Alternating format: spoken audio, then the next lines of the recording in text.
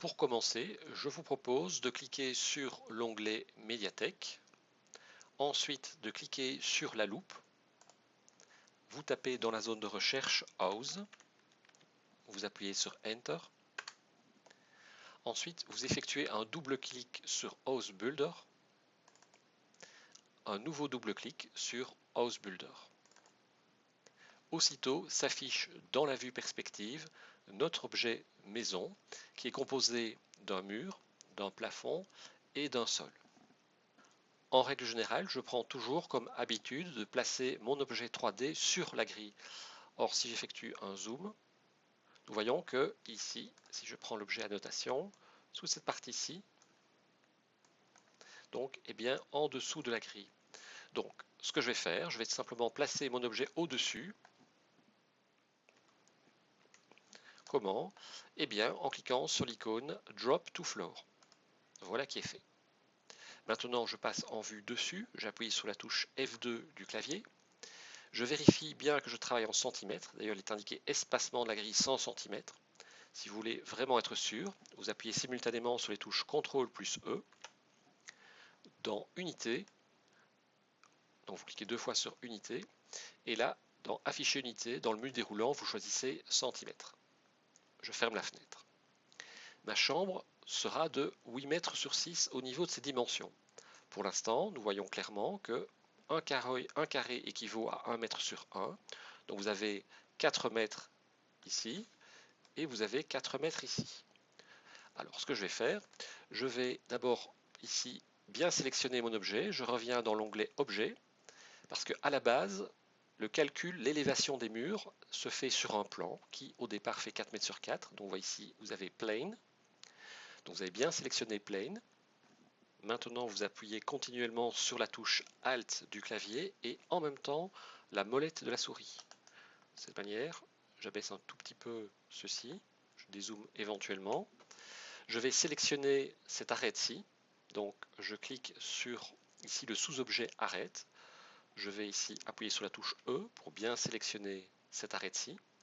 Alors j'aimerais vraiment que cette arête aille 4 mètres plus haut, jusqu'ici, mais pour travailler de manière extrêmement précise, nous avons tout intérêt à actionner l'outil magnétisme. Donc je clique sur cette icône, activer magnétisme, 2D. Ensuite je clique ici sur magnétisme plan de travail et intersection. Magnétisme, intersection. De cette manière, à chaque intersection qui est représentée par ces points-ci, cette ligne va bien se caler dessus. Donc je dézoome encore un tout petit peu, voilà. Donc j'ai bien appuyé sur la touche E, je clique sur l'axe vert, je remonte, vous voyez ici, hop, il vient se bloquer sur le premier carré au-dessus, et moi je veux aller 4 carrés, donc 4 mètres plus loin au-dessus, et donc voilà, précisément, j'ai ici une longueur ou une profondeur de 8 mètres, puisque j'ai 8 carrés, 1, 2, 3, 4, 5, 6, 7 et 8. J'aimerais que ma largeur fasse 6 mètres, eh bien, je sélectionne cette arête-ci, je clique sur l'axe vert, 1 carré, 2 carrés vers la droite. Je jette un coup d'œil rapide à mon illustration de départ, où je constate que nous avons une partie ici qui n'a pas été modélisée au niveau du mur. Donc je reprends ici ma 4D. Cette partie-ci va figurer ici. Donc je vais plutôt actionner l'icône, la fonction Select Tool Knife, donc knife veut dire couteau en anglais, et je veux couper cette partie-ci. Alors le magnétisme est toujours activé, cela tombe bien, parce que je vais cliquer à partir de cette intersection-ci. Je ne lâche pas le bouton gauche de la souris, et je relâche lorsque j'arrive sur le magnétisme en face. Je relâche.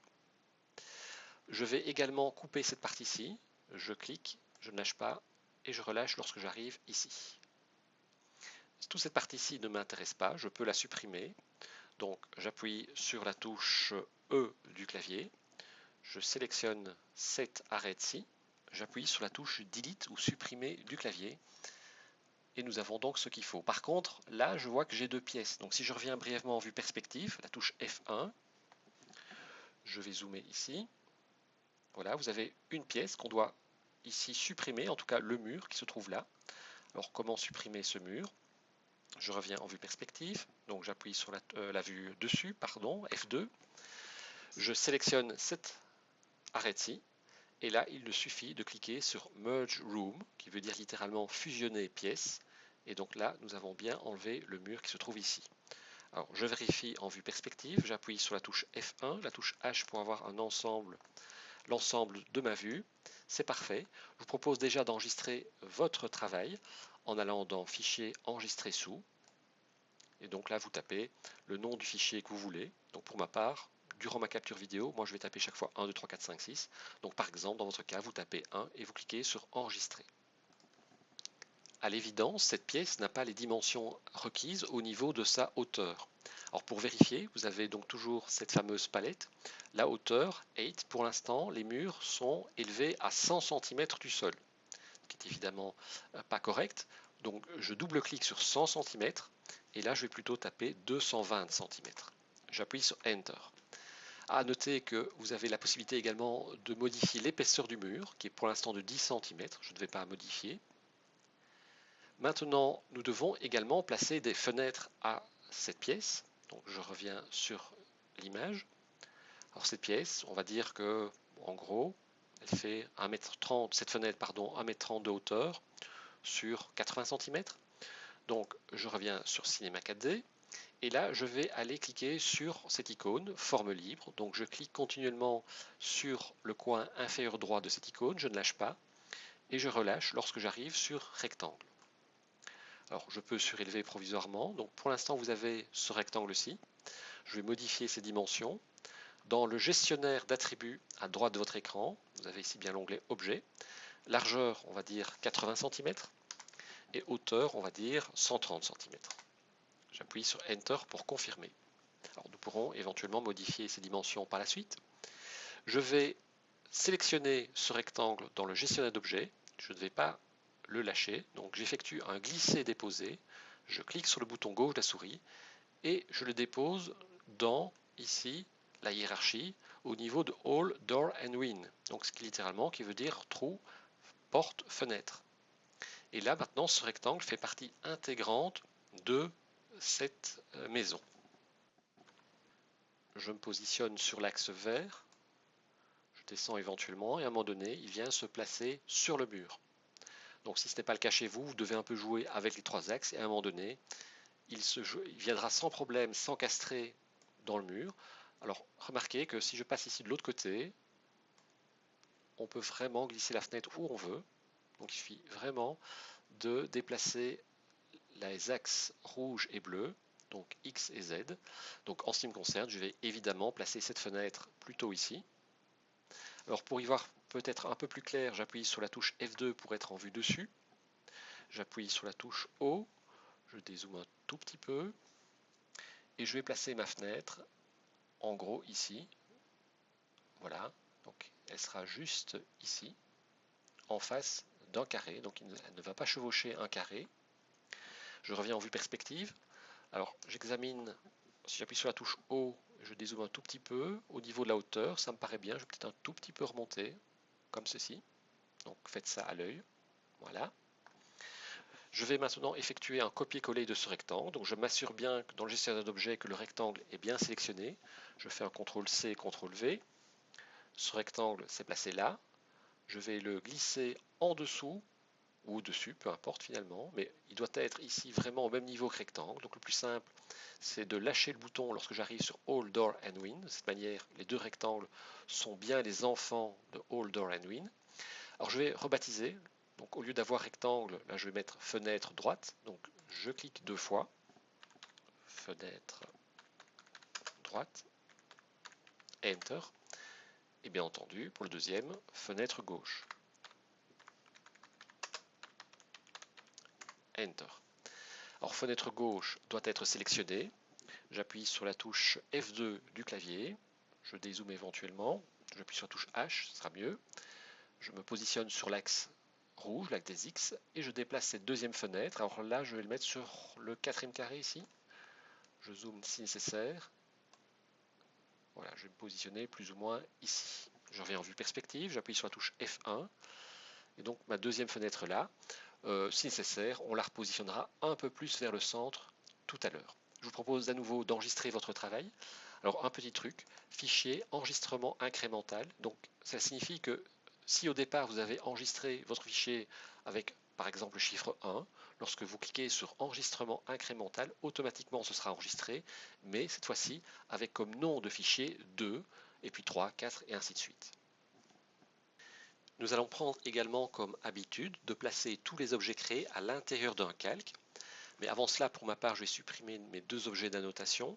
J'appuie sur la touche CTRL pour sélectionner le deuxième, j'appuie sur la touche Delete. Alors, je reviens à votre travail. Donc, je sélectionne House Builder. Vous avez un petit carré qui se trouve à droite. Vous cliquez dessus et ensuite, vous choisissez Ajouter un nouveau calque. Alors, vous avez tout en bas le gestionnaire de calque. Donc, je clique deux fois sur Calque et je vais taper Chambre. Enter.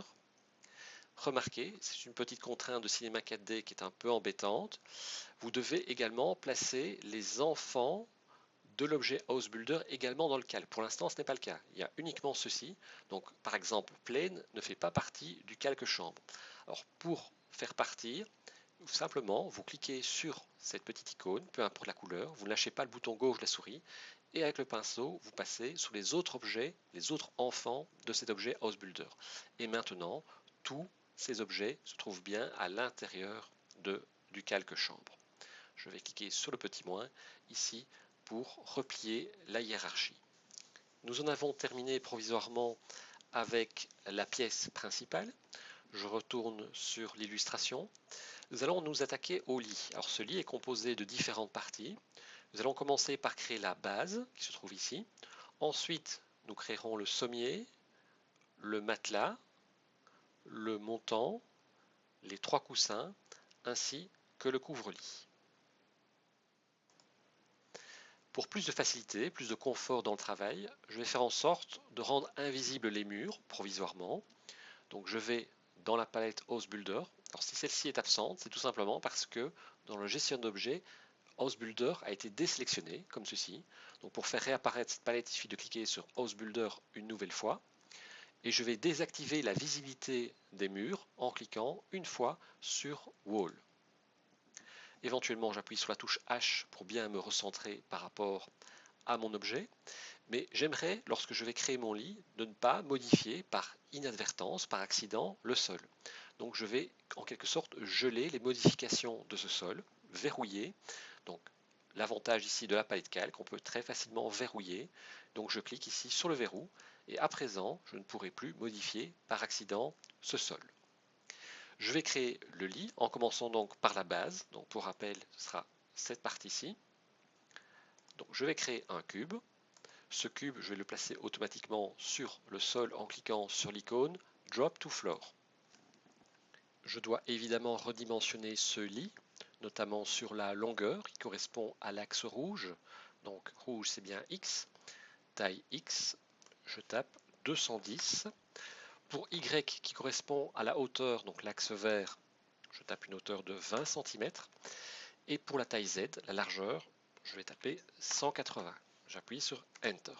Alors, comment positionner ce cube exactement sur le sol? Alors, je vais très provisoirement désactiver le verrouillage de la chambre. Donc, je clique ici, je déverrouille. Je sélectionne House Builder. Je clique sur le petit plus. Et donc, ici, on va avoir besoin du plane. Alors, comment? Donc, je sélectionne le cube dans le gestionnaire d'objets. Je clique sur l'icône Drop It.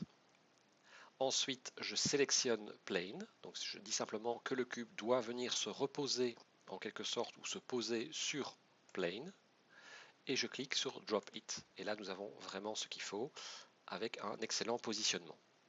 Alors, je vais éventuellement changer la couleur de cette base du lit qui se confond trop facilement avec le sol. Dans le gestionnaire de matériaux, je double-clique dans une zone vide, par exemple en dessous d'édition, double-clic. Alors, ce n'est pas cette couleur-ci, c'est la première sphère qui doit être sélectionnée. Je clique deux fois. Et là, je vais sélectionner un rouge un peu pâle ou un rose, peu importe. Je ferme cette fenêtre. Et là, je vais effectuer un glisser-déposer. Donc, je clique sur cette sphère de matériaux et je la dépose lorsque j'arrive au-dessus de la base de mon lit. Alors, je vais rebaptiser le cube en base du lit. Donc, je clique deux fois dans le gestionnaire d'objets. Je tape base du lit. Enter. Je vais le positionner approximativement à sa place, donc j'appuie sur la touche F2, la touche H, j'appuie bien sur la touche E pour être sûr ici d'être sur l'icône sélection et déplacement, outil de déplacement, et donc je clique sur ce petit symbole et je vais le placer ici.